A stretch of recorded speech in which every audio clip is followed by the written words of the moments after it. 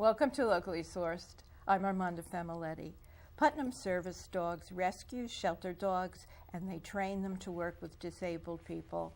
I'm very happy to be able to feature the organization today and three of their terrific staff members. Let me welcome Nancy Teague, Laura Evans, and Benji. So Nancy, tell us about Putnam Service Dogs and its mission and why you started it. Okay, I started it 2 years ago, and the reason I started it is because there is such a huge need for service dogs for people with physical disabilities other than blindness. Already we have 33 people have applied to us since last May, and we have obviously a pressing waiting list, and we have 6 dogs in training. Excuse me, 5. We released one recently. So we have 5 dogs in training now. Benji here is one of our pups. We go to rescue organizations and adopt mixed breed pups that show the promising traits we look for.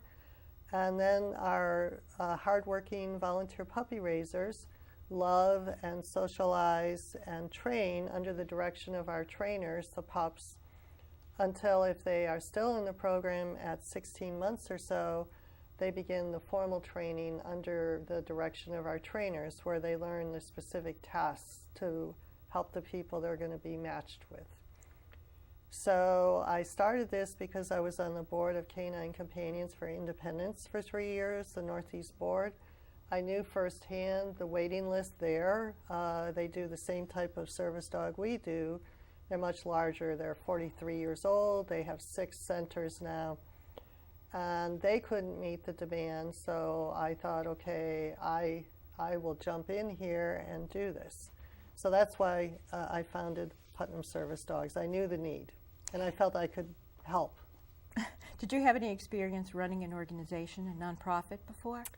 I started an art gallery when I was 25, and by the time I sold it, it was a for-profit business, but by the time I sold it to move to New York in '89, 12 years later, it was one of the biggest in town. And actually, our largest donors for Putnam Service Dog are people that live in Seattle, because they knew of my success with the gallery, and they figure I can do the same thing with Putnam Service Dogs. It is quite different running a nonprofit corporation than it is a profit corporation. I have to rely on the good graces of a lot of people for donations and volunteer work and assistance and help. I just can't do everything myself, not that I could for the gallery, but somehow it's quite different when you're selling a product versus when you're having to rely on the generosity of people. Mm-hmm. And also nonprofit boards are much stronger influence than profit boards, at least my profit board, because the nonprofit boards have a fiduciary responsibility. Not that the profit boards don't, but again, nonprofits take it more seriously. So it's a different experience for me working with a stronger board that's overseeing what I'm doing. So you mentioned volunteers. I think this is an all-volunteer organization. How many volunteers do you have? Actually, our trainers are the only paid employees in the organization. I work for free too. The trainers are part-time 1099 employees, and otherwise everyone is volunteer. So all of our money does go towards promoting Putnam Service Dogs in the program. The only money that's being spent on salaries is the trainers, which we need. And we have, at this point, we have 5 puppy raisers. We have 5 pups in training. That's terrific. And speaking of puppy raisers, I'm so happy that we have one here today. So hi, Laura. Hi. Now tell us about your experience as a puppy raiser and what that entails, and why did you want to be one, and okay. Maybe introduce us to Benji a little bit. Okay, well, this is Benji. Hey, Benji. That's his position when he wants attention. Sit down. You're a good boy and settle. Who's a boy? So I was a corporate employee until around a year ago. My company closed, and I decided I wanted to go full-time into working with animals. I work with horses, and I have an Akita, and I was trying to figure out a way that I can be of assistance to animals and to improve their status in life. And I thought, and then I saw that ad Nancy ran in the paper about looking for puppy raisers. And I thought, oh, this is something that I could do to help dogs. And so I started off just wanting to improve lives of dogs and their So, status. did in you have the any world. previous experience? Because I noticed you're already working with Benji so well. Were you trained to be a puppy raiser? Well, I was trained by an Akita Okay. to work On the with job. animals. On the job. I have an Akita, and I've had puppies in my life. So yeah, it's not new. It was not new having a dog. Yes. Is Benji your first puppy to be trained, puppy raised? Well, I trained my Akita.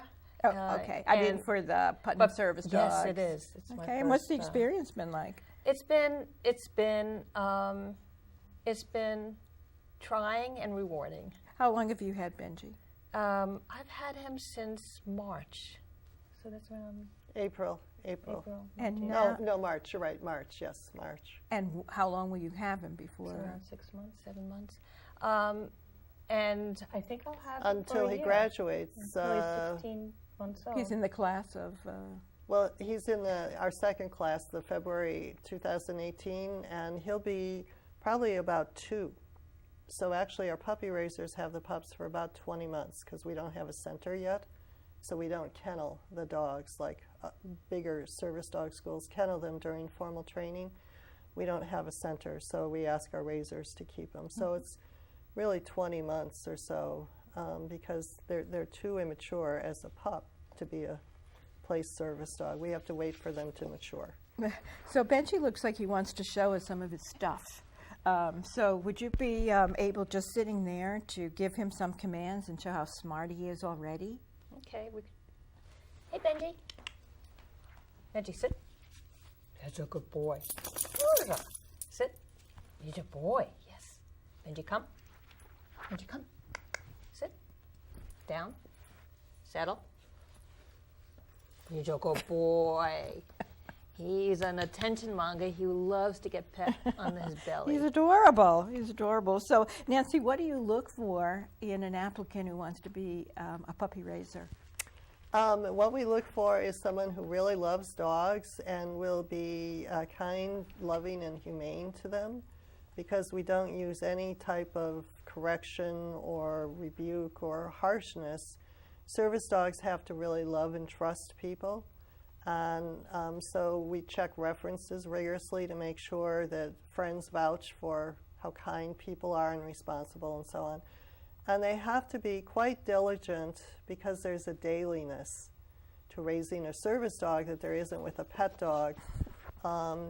Just in the little bits of training that Laura does through the day that teach Benji the skills he has, and then the socialization where you take the pup 2 or 3 times a week to different places just to teach them so they're comfortable as a working service dog. Oh, I've seen this before.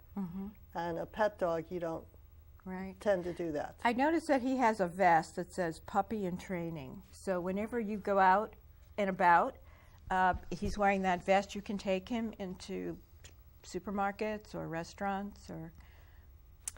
I don't. Yeah, he's not ready yet. Oh, he's not yeah, ready. we tend to use the vest when they're a little bit older because right now we're still taking them into places that are already dog friendly, like Home Depot and places like that where we aren't challenged.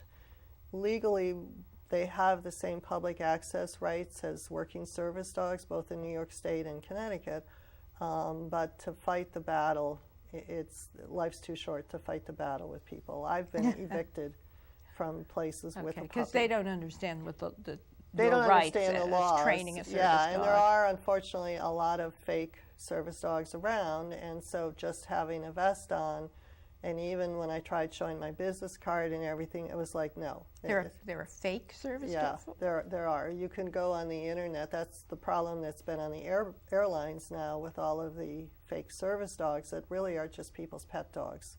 that aren't trained, and then they cause incidents, and it's bad publicity for Yeah. all of us. Okay. So I didn't yeah, know that. and so we try not to impose on merchants, and we wait until the pups are really well behaved before we take them. The older dog in training now is going pretty much everywhere.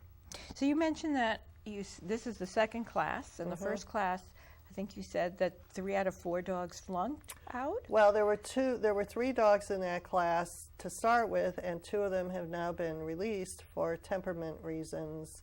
One of them showed guarding, which a service dog can't guard, because if the person has an issue and people try to come up to help the person, you can't have a dog that will guard. And the other dog showed her teeth when she was unleashed to another dog, which is aggression. And you can't have any aggression. Guarding is really kind of aggression too. So you can't have any aggression. You need a really mild-mannered guy like Benji, who is never going to be a threat to other people. And so you get them at very young puppies, right? So is there a test that you give a dog to see early on if they show any of these temperament issues, or you have to wait until within the training something like that comes out? Well, we do our best in selecting the dogs. The reason that we are using the model we are, where we adopt mixed breed rescues as opposed to breeding our own colony of dogs, like some service dog schools selectively with very sophisticated genetics and so on breed their own colony of dogs. And I raised 2 puppies from a service dog school with that model, and even using sophisticated genetics, only 25% of that litter made it, graduated. Okay. So I decided there are already too many dogs in the world, and there are dogs that need homes, so let's adopt mixed breed rescues again instead. They tend to have less health issues than purebreds because they have all the mixtures. They're not so inbred. And we look for pups that are very people-friendly, confident, not aggressive, easily handled, which kind of shows how comfortable they are with the people, and trainable. And we got Benji from North Shore Animal League. We got another pup in the class there too. They had gathered 8 pups. We had sent them the traits we were looking for, and we tend to look for larger size dogs because 75% of our applicants are in wheelchairs. And to have a small dog where they have to lean over, it's awkward for them. So we want to have a bigger dog that they can easily touch. Is Benji full grown, or is he has more growing to do? Well, he's about 11 months, so he probably has probably till about 14 months. So he'll get a little bigger. Most of his growth is done, but he'll get a little bigger, a little taller, and perhaps a little bulkier. I think he sees himself. I think Benji sees screen. himself on the He monitor. sees himself. So, So what you we look do good, Benji. You're is we handsome. carefully screen the pups when we adopt them. Oh, good We boy. chose 2 out of 8 that North Shore had gathered for us, Okay. and then we got the other 2 in the class from other sources. But the unfortunate thing about pups is, despite your best effort, who they are at 8 to 12 weeks, which is what we shoot for, when they hit the teenage years, the teenage months, that's when the true dog starts to emerge. And so our first pup that has proven to be a guarding dog, she was like just a regular puppy until 8 months, and then all of a sudden here's this huge guarding presence in her. And the other dog was actually 14 months or so. Very distractible lab mix puppy. Very good at service dog commands and so on, but when we finally got her focused enough, so she was mature enough to be focused, then that was when we saw that if another dog came towards her, even a well-behaved, mild-mannered dog, she showed her teeth. And then it was like, wow. Yeah. So it's a process, and even in formal training, the last period, the last chapter, you can lose dogs even then. Wow. So the bottom line is, it's really hard to produce a service dog. It's really a challenge. So you mentioned that you have people who already applied for your service dogs, and because your organization is so young, you haven't actually matched any yet. But tell me what that process will be like when Benji graduates and he's matched with his lifelong partner. Well, they ideally are matched at some point during the formal training, as we get to see how they're progressing through that, and we really get to see them more and more as the mature dog they're growing into being. So even before they graduate, they will be matched before they're graduated, because each person has unique needs on our waiting list. And you don't want to waste time training the dog to do skills that the person doesn't need. The definition of a service dog is that they do skills.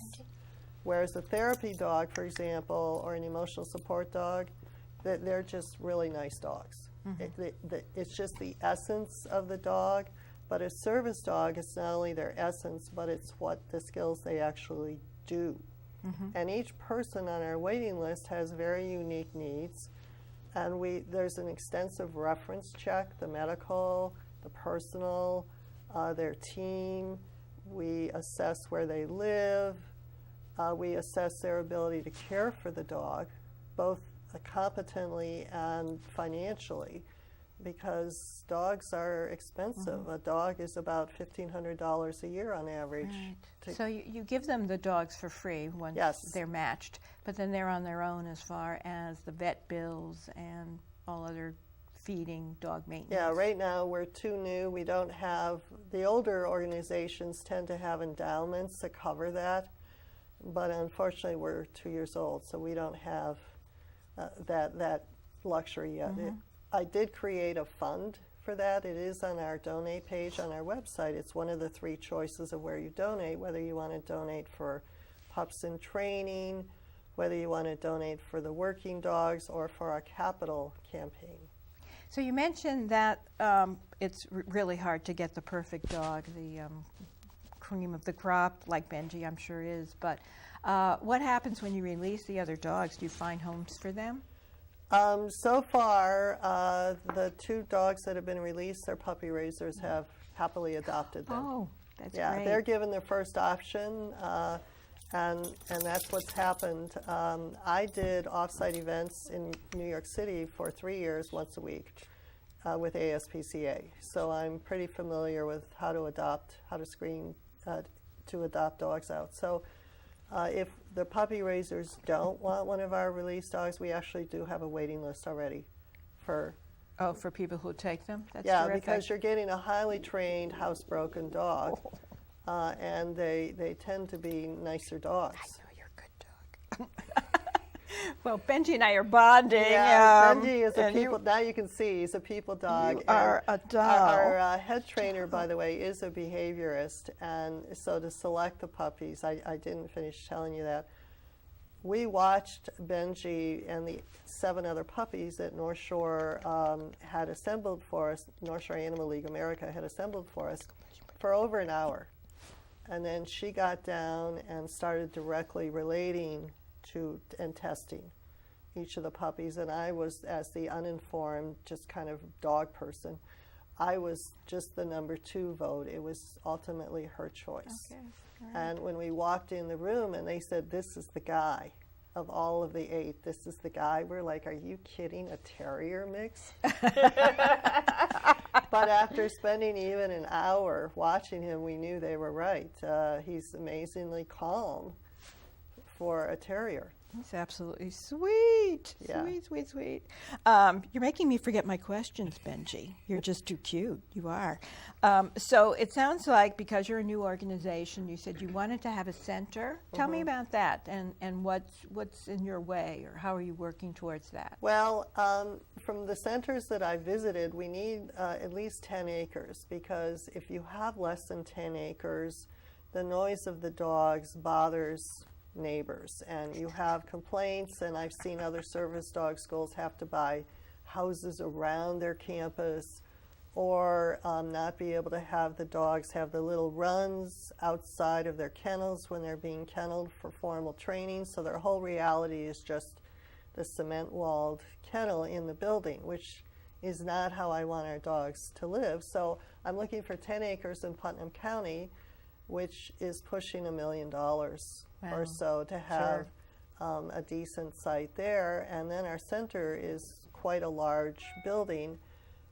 We would start building the training portion, because that's our highest priority, is the training portion of the center first, and then just add on over time. But we started last year. We have $110,000 in our capital campaign fund, which is not enough to do anything. A site is close to $1 million, and then you have building. Do you have a site picked out, or? No, because we're not legitimate buyers yet. We don't have the money. So you don't want to mortgage as a nonprofit, as a profit perhaps, but still there's limits to how much mortgage you can carry. So we're going to launch a campaign again this year. The big donation season is November and December. That's when people seem to think, even with the change in the tax laws, people still will donate because people are generous. People are kind and generous.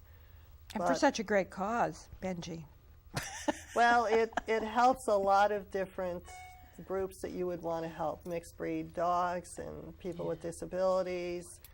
The raisers learn a lot about dogs. We all grow because of this.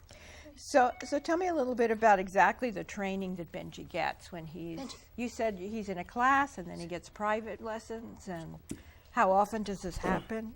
We use the class model because if you have 3 or 4 puppies in a room working together once a week, it's very stressful for them because they're not used to being around other puppies and they want to play with the puppies, and instead they're being asked to work. Laura, I believe you were consistently surprised at the change in Benji from how he was in class versus how he was at home, right? And how hard class was. It's hard. And there's a reason why we do that, is because service dogs, when they're out working, they're in high stress situations and they have to be able to function. So we start immediately training them. It's weekly classes for the first 6 months that the raiser has the puppy. And they have a private with our trainers once a month or so also, just to supplement the training, because there's a lot of issues that come up, and we have learned if you deal with the issues immediately, you stop a lot of behavior problems rather than having them get ingrained. And then after the first 6 months, it's once a month and 1 private a month. And that's until he will hit about 16 months. And then the trainers will start training him, depending on his abilities and their schedule, 4 or 5 days a week, an hour. And then Laura will be given some tips on how to supplement what they're working on at that point. Wow, Benji, look at your ear. Yeah, he is an 11-month-old puppy. He is, now you see why we can't place them until they're about 2. Right. I can only imagine what he was like when he was a teeny tiny puppy. Oh my goodness, Benji. He's not boring. You're not boring at all. You're just too cute. Benji, come here. So what are you doing to raise funds? I know you say you can donate on your website, you can donate on your Facebook page. You have fundraisers from time to time. We have events, which helps publicize us, and we get corporate donations usually geared around those events, and private donations. When you have an event, it shows people that you're really trying, I think, and it reminds them about you, and so it's very effective. We have an email list. We send out e-blasts. It's just a constant reminding people of us. Well, I can't imagine a better ambassador for what you do than Benji here, and probably the other pups you have, right? So at these events, do people get to meet Benji and maybe see some training in action? Well, we haven't done demonstrations because the pups, when we had our golf tournament, the pups were quite young. And even getting them to come to a crowded event was asking a lot of them. At our last event in September, the day in the park, they walked in the parade, the Strut Your Pup parade.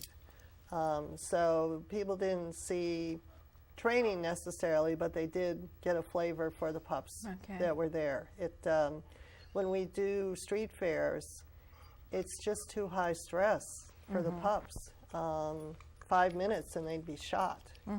So we haven't had a presence really of the pups when we do street fairs. Well, pretty soon you'll have some pups that are ready to be graduated, and maybe they'll be matched.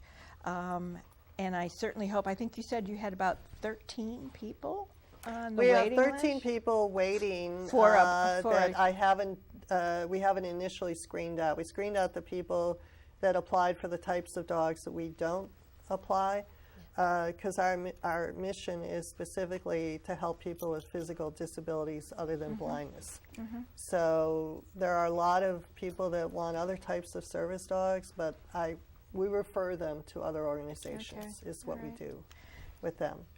And yeah, our hopes are pinned on our one older girl still in training, and we'll see how she proves out through the formal training. We hope she will graduate early next year. That's terrific. So just it's all kinds of disability except for blindness, right? All physical disabilities. So you could just quickly let us know what those disabilities are, and maybe how people can contact you if they either want to be on your waiting list, or they want to come and volunteer, or they want to donate. The best way is through our website, which is what I tell people when they contact us through Facebook or they call me. We need if they're applying for a service dog, we need the initial application that is on our homepage under applications. If people are interested in being a puppy raiser, again, that application is on our homepage under applications. Basically, what we look for as far as who our recipients are, in addition to being physically disabled, is if they can competently and humanely care for the dog. And one of the problems we have run into is a lot of the applicants are alone all day, and if they use a wheelchair, we can't have them just open the door and let the dog out. I mean, this is a very valuable dog. There's been a lot of hours that have gone into creating this dog, and we don't even allow our puppy raisers to do that. They have to agree that the dog will either be in a fenced area or on a leash. So there have been... Nancy, I have to interrupt you because we're out of time. And I know you have someplace to go. So thank you so much. Thank you so Laura, much. this was terrific, and good luck with Benji. Thank you You're so doing much. a great job, obviously. And thank you very again, much. Nancy, and best of luck to your organization. Thank you very much. Thank you for doing this.